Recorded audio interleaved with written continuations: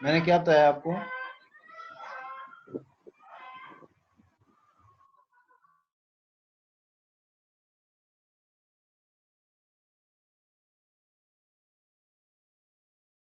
जी मैंने क्या बताया आपको?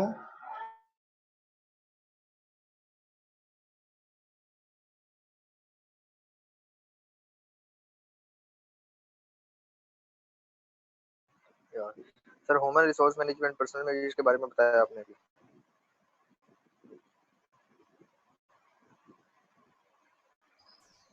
बेटा मैंने ह्यूमन रिसोर्स मैनेजमेंट के बारे में बताया। मैंने ये बताया कि जो ह्यूमन रिसोर्स मैनेजमेंट का पुराना नाम था वो पर्सनल यस सर। मैनेजमेंट था, ये मैंने बताया है। ठीक है सर। ठीक है, ठीक अब है इसको एचआरएम कहा जाता है, पहले इसको पर्सनल मैनेजमेंट कहा जाता था। ऐसे ही जो ठीक है सर। एडमिनिस्ट्रेशन है अब उसको मैनेजमेंट कहा जाता है, माजी में से एडमिनिस्ट्रेशन कहा जाता था। तो इसमें से बाज़ कोर्सेज ऐसे होते हैं जिसमें बाज़ नेम जो होते हैं वो रिप्लेस हो जाते हैं, नए नेम से ड्रॉप कर लिए जाते हैं। ठीक है सर। जी, आईसीटी और एजुकेशन ठीक है टेक्नोलॉजी सर। के बारे में मैंने क्या बताया ये पूछ रहा हूँ मैं आपसे।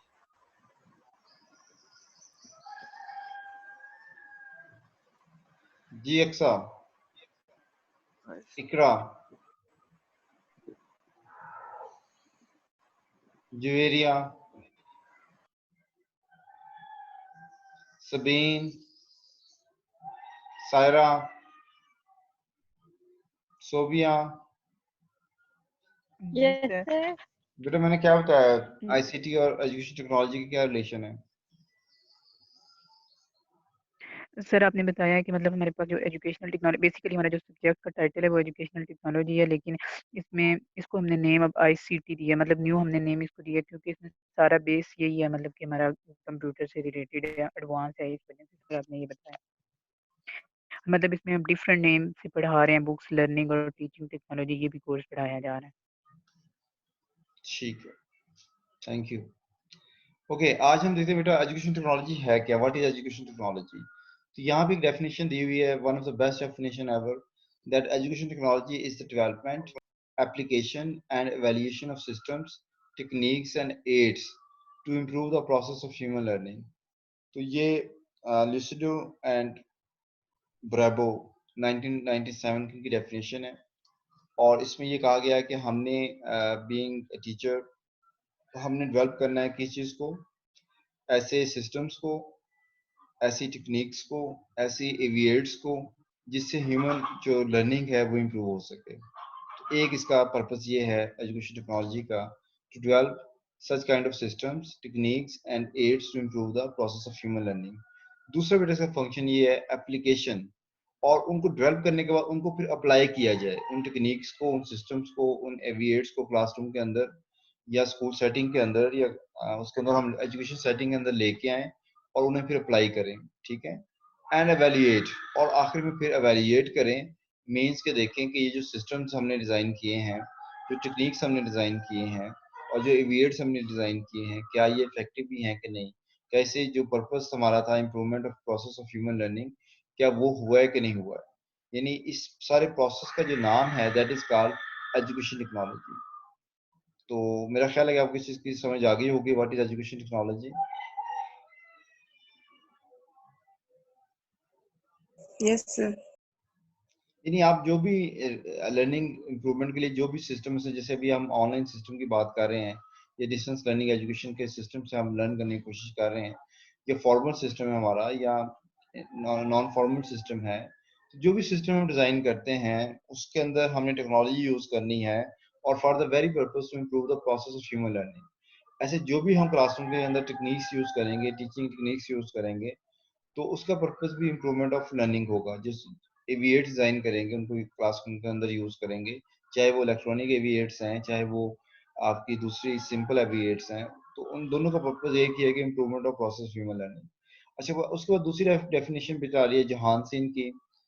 ठीक है, और उसमें वो कहता है that education technology is a profession like teaching. तो जैसे हम टीचिंग बिलीव करते हैं प्रोफेशन है, ऐसे एक एजुकेशन टेक्नोलॉजी एक प्रोफेशन है। यानी इसमें ये होता है कि जो टेक्नोलॉजी टीचर्स होते हैं उनकी बकायदा जॉब्स होती हैं, जो मुख्तलिफ ऑर्गेनाइजेशंस में या स्कूल्स में या कॉलेजेस में बकायदा इन टीचर्स की जॉब होती है जो एजुकेशन टेक्नोलॉजी है एज अ प्रोफेशन वो ज्वाइन करते हैं। It is made up of organized effort to implement the theory, intellectual technique, and practical application of education technology, और एजुकेशन टेक्नोलॉजी को बाकायदा तौर पे जो है वो इम्प्लीमेंट किया जाता है और उसको अप्लाई किया जाता है, ठीक है। और इसके लिए फिर it's kind of made up of organise efforts. तो ये बहुत सारे लोगों की ये एफर्ट है इस सारे नॉलेज को डेवलप करने में, टू इम्प्लीमेंट द थ्योरी। जो भी थ्योरीज आज तक डेवलप हो चुकी हैं, इंटेलेक्चुअल टेक्निक्स, जो भी टेक्निक्स डिज़ाइन हो चुकी हैं, बन चुकी हैं हमारे लिए, and practical application of education technology, ताकि जो भी एजुकेशन इंस्टीट्यूशंस हैं उसके अंदर इसकी प्रैक्टिकल एप्लीकेशन हो सके। तो इस चीज़ को, जैसे फिजिकल टीचर होता है, फिजिकल ट्रेनर होता है, पीटी होता है, ऐसे बेटा आईसीटी टीचर्स होते हैं मुख्तलिफ स्कूल्स के अंदर, या टेक्नोलॉजी टीचर्स होते हैं जो कि टेक्नोलॉजी को इम्प्लीमेंट करने में या करवाने में अपना रोल प्ले करते हैं, प्लान करने में रोल प्ले करते हैं, ठीक है। अच्छा, इसके बाद बेटा एक और डेफिनेशन है that education technology basically means all the intellectual and operational efforts made up during the recent years to regroup, arrange, and systemize the application of scientific methods to the organization of new sets of equipment and materials so as to optimize learning process.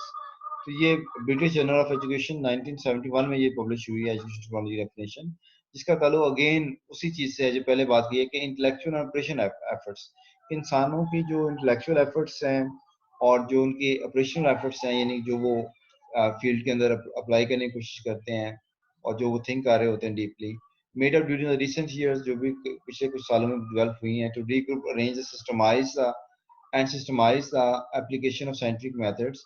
और इसका purpose यही है कि हम जो जो भी knowledge है, साइंटिफिक नॉलेज मेथड्स हैं, उनको अप्लाई कर सकें, ठीक है, सिस्टमेटिक वे में, to the organization of new sets of equipment, ताकि हम नए इक्विपमेंट जो उन्हें डिजाइन कर सकें, बना सकें, ठीक है, एंड मटेरियल्स, और जो भी इसके रिलेटेड मटेरियल्स हैं उनको डिजाइन कर सकें, ताकि जो लर्निंग ऑफ स्टूडेंट्स हैं इन द क्लासरूम उनको ऑप्टिमाइज किया जाए, यानी मैक्सिमाइज किया जा सके, जितना हम मैक्सिमम लर्निंग अचीव कर सकते हैं क्लासरूम सेटिंग के अंदर, और जितना बच्चों को फैसिलिटेट कर सकते हैं इन टेक्नोलॉजी से और एप्लीकेशन साइंटिफिक मेथड से, वो हम कर सकें। और नेक्स्ट मेरा डेफिनेशन है that is related to education technology is a considered implementation of appropriate tools, techniques, or processes to that facilitates the application of senses, memory, and cognition to enhance teaching practices and improve learning outcomes. तो इस definition में भी यही बताया गया है कि आप अप्रोप्रिएट जो टूल्स हैं उनको इम्प्लीमेंट करें क्लासरूम के अंदर, क्लासरूम सेटिंग में, और जो टेक्निक्स हैं उन्हें यूज़ करने के, उन टूल्स को उनको अप्लाई करेंगे। जैसे लास्ट क्लास में मैंने एग्जांपल दी थी कि जैसे हम कुक करते हैं तो उसको एक ही डिश को बनाने के मुख्तलिफ मेथड्स हो सकते हैं, टेक्निक हो सकती हैं, और उसको जो बनाने का अमल है जब उनको हम अप्लाई करते हैं तो हमारी स्किल्स होती हैं। तो ऐसे भी एजुकेशन टेक्नोलॉजी का ताल्लुक उन अप्रोप्रिएट टूल्स के साथ है जो कि एजुकेशन सेटिंग के अंदर यूज़ होते हैं, टेक्निक्स जो यूज़ होती हैं, प्रोसेसेस जो यूज़ होते हैं, that facilitate the application of senses, memory and recognition, जिससे हम सेंसेस, मेमोरी और रिकॉग्निशन को जो है ना वो बेहतर करने की कोशिश करते हैं, टू एनहांस टीचिंग प्रैक्टिस, और अपनी टीचिंग को बेहतर यानी टीचर के अंदर इंप्रूवमेंट लेके आते हैं, एंड इम्प्रूव लर्निंग आउटकम्स, और हमारे जो लर्निंग आउटकम्स हैं उनको अचीव करते हैं with the help of these technologies, ठीक है। ओके, ये इसकी शायद लास्ट स्लाइड है। That education technology is separate field of dealing with the theory of education with development and application of resources, which implies the following principles. तो ये कुछ इसमें प्रिंसिपल्स की बात की है, जिसमें एक पूरा फील्ड है जिसमें हम इन प्रिंसिपल्स को फोकस करते हैं।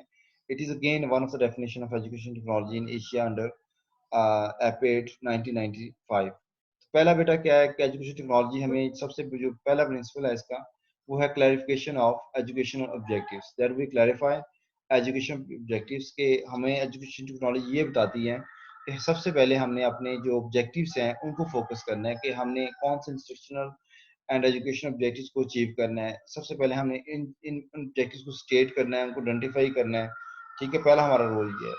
दूसरा है plan content elements in the logical order, और जो हमारे पास बुक है, जो भी हमारे पास टेक्स्ट बुक है, जो भी हमारे पास लर्निंग एक्सपीरियंसेस हैं, उनको लॉजिकल ऑर्डर में लेके आए, चाहे सिंपल टू कॉम्प्लेक्स लेके आए, इजी टू डिफिकल्ट लेके आए, तो एक लॉजिकल ऑर्डर हो, यानी कौन सा कंपोनेंट पहले आना चाहिए तो कौन सा उसके बाद आना चाहिए, जिससे हम करिकुलम अरेंजमेंट की बात करते हैं, कंटेंट अरेंजमेंट की बात करते हैं, किस ऑर्डर में कंटेंट आना चाहिए, तो उसके बाद हम उस पर फोकस करते हैं। Then specifies the process of teaching learning process. फिर ये भी हम डिटरमाइन करें कि हम कौन से कंटेंट को किस मेथडोलॉजी के थ्रू टीच करेंगे और स्टूडेंट्स आसानी से लर्न कर पाएंगे। उसके लिए कौन सी एक्टिविटीज होंगी, उन एक्टिविटीज को सोचेंगे और उन मेथडोलॉजीज को सोचेंगे, ठीक है, उन टेक्निक्स को सोचेंगे। Then acquire the knowledge through development of models of teaching. तो जो कुछ भी आगे बेसिकली आपका बेटा जो जो हम बात करते हैं, ब्रेनस्टॉर्मिंग है, आपकी ये प्रॉब्लम सॉल्विंग मेथड है, ये सारे बेसिकली मॉडल्स ऑफ टीचिंग है। आपका आपकी जो एक्विजिशन है, ये सॉरी एक्सपोजिशन है, ये भी एक मॉडल ऑफ टीचिंग है कि हम इंफॉर्मेशन को बॉम्बार्डमेंट करते हैं, एक्सपोज करते हैं। और फिर इसी तरह से आपकी जो इंक्वायरी है वो भी एक टीचिंग मॉडल है कि स्टूडेंट्स इंक्वायरी के थ्रू लर्न करते हैं। ऐसे ही आपका जो प्रॉब्लम सॉल्विंग है, स्टूडेंट प्रॉब्लम सॉल्विंग के थ्रू लर्न करते हैं। तो टीचिंग मॉडल्स दिस करते हैं और उनको हम उनके थ्रू हम कोशिश करते हैं कि नॉलेज एक्वायर किया जा सके, ताकि हमारे जहन में होगा किस मॉडल से हम टीच कर रहे हैं और उस मॉडल के मुताबिक फिर स्टूडेंट्स लर्न करते हैं। Adjoining the teaching learning process with feedback. और फिर जो भी हमारा teaching learning process in the classroom है, that should be adjoined with the feedback, कि हम स्टूडेंट के साथ उससे इंटरेक्शन करें, उसका फीडबैक लेते रहें। देन लास्ट है बेटा सिलेक्शन, एवेल्यूएशन और ऑप्टिमाइजेशन ऑफ मीडिया। फिर आखिर में हम ये डिसाइड करें कि ये जो इन्फॉर्मेशन हम देने जा रहे हैं, इसके लिए सबसे अच्छा मीडियम कौन सा हो सकता है या मीडिया कौन सा हो सकता है, उसको सिलेक्ट करें। फिर देखें किस हद तक वो इफेक्टिव है, ठीक है, और उसको उसको बेहतरीन यूज करें। जो भी मीडिया में जो भी एविएट्स हैं हमारे पास, मीडिया में एविएट्स हैं जिसके थ्रू हमने इन्फॉर्मेशन क्लासरूम के अंदर बच्चों को पहुंचानी है। तो वो आपका कंप्यूटर हो सकता है, कोई वीडियो रिकॉर्डेड लेक्चर हो सकता है, वो कोई आपका चार्ट हो सकता है, आपका व्हाइट बोर्ड हो सकता है, आपकी पिक्चर्स हो सकती हैं, कोई ऑडियो रिकॉर्डिंग हो सकती है, तो फिल्म हो सकती है। ये सारे वो मेथड्स हो सकते हैं, मीडियाज हो सकते हैं जिससे आप इंफॉर्मेशन को, मैसेज को दूसरे तक पहुंचाते हैं। तो this was all about education technology. इस बारे में बेटा आपका कोई क्वेश्चन?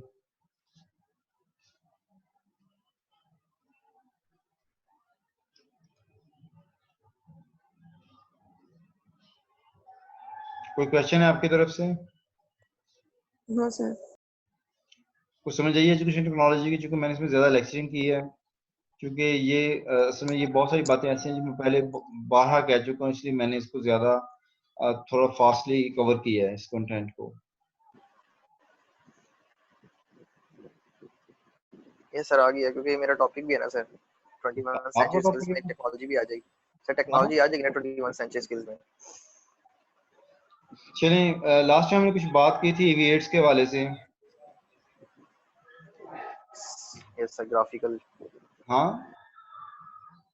एविएट्स पता बेटा क्या होती है? मैंने लास्ट में बताया था आपको, ऑडियो विजुअल एड्स। जो लास्ट लेक्चर था, स्लाइड्स उसमें मैंने आपको एक्सप्लेन किया था। कुछ बताएंगे इस बारे में? यस सर, वो जो ग्राफिकल प्रेजेंटेशन होती है कि मतलब जिस पे हम रिलाई नहीं करते टीचर पे। ठीक है, और कोई? एविएट्स बेटा क्या होती हैं? AV aids stand for audio visual aids. Audio visual aids. जी, क्या होती है ऑडियो विजुअल एड्स? सर जो क्लासरूम के अंदर ड्यूरिंग लेक्चर हमारे इंस्ट्रक्टर यूज कर रहे होते हैं, जैसे प्रोजेक्टर है और माइक वगैरह और डिफरेंट सिस्टम जो यूज हो रहे होते हैं। ठीक, राइट। और कोई बेटा कमेंट करें इसका आपके अलावा?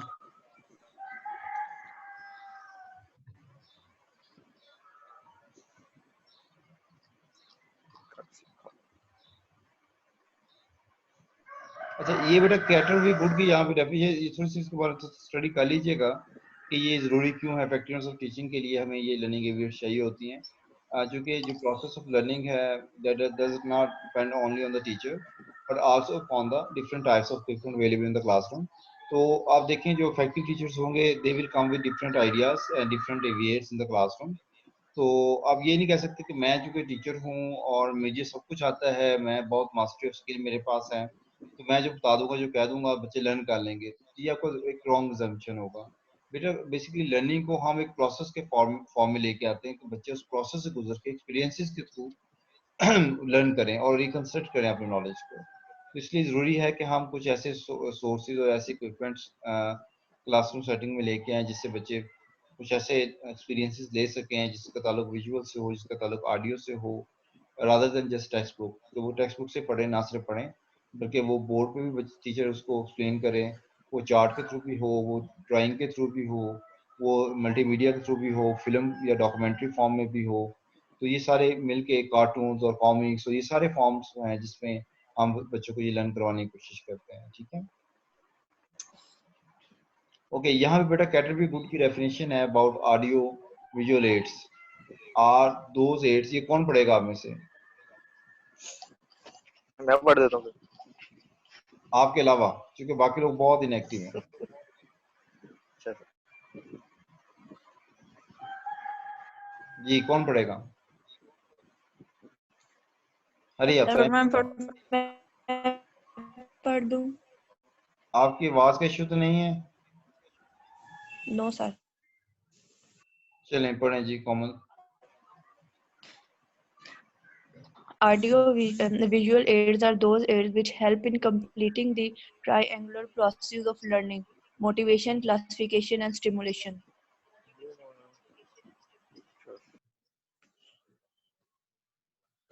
क्या समझ आई इससे आपको? कोई भी कमेंट कर सकते हैं। और इसके अंदर वो कह रहा है कि जो हमारी जो लर्निंग प्रोसेस है ना, वो एक ट्रायंगल है। इसके अंदर मोटिवेशन, क्लासिफिकेशन और स्टिमुलेशन, ये तीनों मिलके एक ट्रायंगल बनाती है, जिससे हमें जो हमारी लर्निंग कंप्लीट होती है जिससे। ठीक है, तो इसमें बेटा लर्निंग के लिए हमें मोटिवेशन भी रिक्वायर है। ठीक है, ये बेसिकली जो एविएट्स का यूज है वो is helpful in completing the triangular process of learning. यानी ये लर्निंग का प्रोसेस 3 हिस्सों में मुश्तमिल है, इसके 3 पार्ट्स हैं। एक मोटिवेशन है कि हम बच्चों को मोटिवेट करते हैं, क्लासिफिकेशन है दर्जाबंदी करते हैं, एंड स्टिमुलेशन और उन्हें स्टिमुलेट करते हैं ताकि जो कॉन्सेप्ट्स हैं उनको आसानी से वो ग्रास्प कर सकें, अंडरस्टैंड कर सकें और चीज़ों को पिक कर सकें जो हम क्लासरूम में डिलीवर कर रहे हो। ओके, ये एडगर डेल की डेफिनेशन ये कौन स्टडी करेगा, रीड करेगा?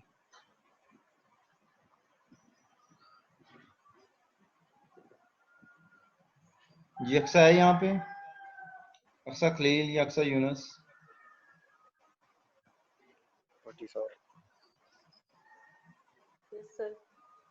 आप दोनों में से बेटा कोई पढ़े इसको, क्या लिखा हुआ है?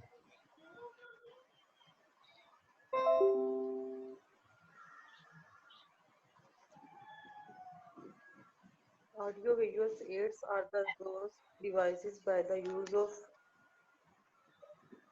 which communication of ideas between persons and groups in various teaching and training situations is helped. These are also termed as multisensory materials. जी, क्या कह रहे हैं एडगर डेल?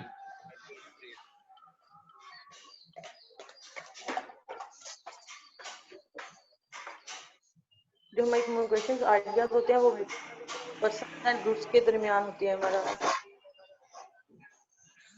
जो हमें हेल्प कर रही होती हैं।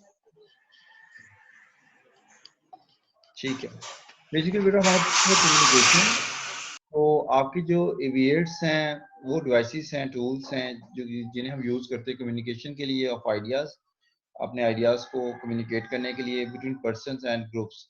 यानी ये क्लासरूम के अंदर देखें ना, मुख्तलिफ पर्सन्स होते हैं, टीचर्स होते हैं, स्टूडेंट्स होते हैं, तो वो आपस में शेयरिंग करते हैं, कम्युनिकेशन करते हैं। या ग्रुप्स हो सकते हैं, जैसे स्मॉल ग्रुप बच्चों के हो सकते हैं, उसमें वो शेयरिंग हो सकती है। ठीक है, क्लास के अंदर 2 ग्रुप बनाए जा सकते हैं, उसमें शेयरिंग की जा सकती है।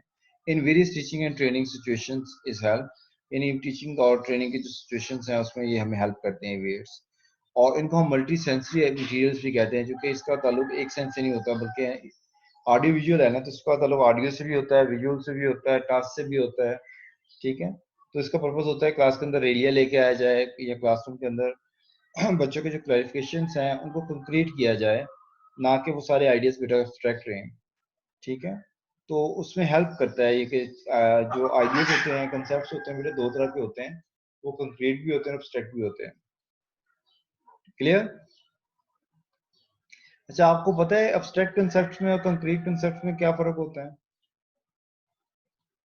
Yes sir. क्या होता है?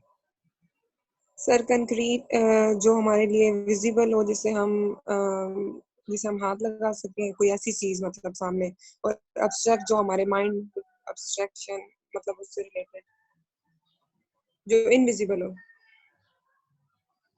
ठीक है, किस हद तक अब क्लोज हैं। बेसिकली एब्स्ट्रैक्शन जो होती है ना, जो कंसेप्ट होता है दैट इज द इमेज और the idea that is produce in our mind, इसको बेटा हम कहते हैं कंसेप्ट। कंसेप्ट की डेफिनेशन क्या है? द इमेज और the idea that is produce about anything in the mind is called concept. मतलब चेयर की बात करते हैं, तो मैंने अगर चेयर का नाम लिया तो उसकी इमेज आपके माइंड में पैदा हो गई होगी। Is it so not? ठीक है, या उसका एक आइडिया जहन में आ गया होगा। अगर मैं कहता हूँ क्लाउड, बादल की बात करता हूँ, तो क्लाउड की कोई इमेज की फॉर्म आपके जहन में आ गई होगी। तो कंसेप्ट बट ऐसे होता है, ये हमें इमेज क्रिएट कर लेते हैं माइंड में, या एक आइडिया जनरेट करते हैं माइंड के अंदर। तो ये जो इमेजेस हैं या आइडियाज, ये दो तरह के होते हैं। वो आइडियाज जिसपे हमारे बिलीव्स बहुत स्ट्रांग होते हैं, वो होते हैं जिन्हें हम कहते हैं, ये इनका ताल्लुक बेसिकली कंक्रीट कंसेप्ट के साथ है। जो फिजिकली, जैसे हमने बात की, फिजिकल ऑब्जेक्ट्स होते हैं, उन पे ज़्यादा कंक्रीट होते हैं। और कुछ चीज़ें ऐसी होती हैं जो एग्जिस्ट करती हैं, लेकिन हम उन्हें देख नहीं सकते अपनी आंखों से, जैसे मॉलिक्यूल्स हैं, जैसे एटम है, जैसे इस तरह की बहुत सारी थ्योरीज हैं। तो उन्हें हम नहीं जानते हैं, लेकिन उन पर बिलीव कर लेते हैं फिर भी। तो ये हमारे अब्स्ट्रैक्ट कंसेप्ट्स होते हैं। तो ये दोनों कंसेप्ट्स के लिए ज़रूरी है कि हम बेसिकली वर्ड्स यूज़ करें, जिससे हमारे कंक्रीट जो है वो कंसेप्ट बेहतर हो सकें, और जो अब्स्ट्रैक्ट हैं वो भी हम कंक्रीट की तरफ लेके आएँ, ताकि हमारा बिलीव स्ट्रॉन्ग हो। चूँकि जो कंक्रीट अब्स्ट्रैक्ट्स हैं, ऑब्जेक्ट्स हैं, उसमें हमारा बिलीव कभी होता है एज कम्पेयर टू एब्स्ट्रैक्ट। तो हम, इसका ताल्लुक होता है कि हम जो देख रहे हैं, सोच रहे हैं, परख रहे हैं, उसको हम अच्छे तरीके से बिलीव करना शुरू कर दें। तो यहाँ बर्टन की डेफिनेशन है, Burton defines visual audiovisual aids as दो सेंसिटिव ऑब्जेक्ट्स और images which initiate or stimulate the and reinforce learning। तो वो ऑब्जेक्ट्स हैं, वो इमेजेस हैं जिनका ताल्लुक इस चीज़ से है कि हम लर्निंग को स्टिमुलेट करें और रीइंफोर्स करें और इनिशिएट करें, ताकि लर्निंग जो है वो शुरू हो सके और स्टिमुलेट हो, तेज़ हो जाए, यानी वो जल्दी हो जाए, रीइंफोर्स कर सके, ताकि वो बार बार करने से हमारी भी लर्निंग पुख्ता हो सके। ठीक है, तो यहाँ पे कुछ बेटा इसके एडवांटेजेस दिए हुए हैं। ये सारे वही एडवांटेजेस जिसके हम पहले लेक्चर्स में बात बार बार कर चुके हैं, और इसको थोड़ा सा एक दफ़ा हम देख लेते हैं। 1/1:9 यहाँ पे है आपके। अभी ये सेशन ऑफ हो रहा है, मैं दोबारा सेशन ऑन करता हूँ 10 मिनट के लिए, और उसमें फिर हम इसको स्टडी करते हैं। ठीक है।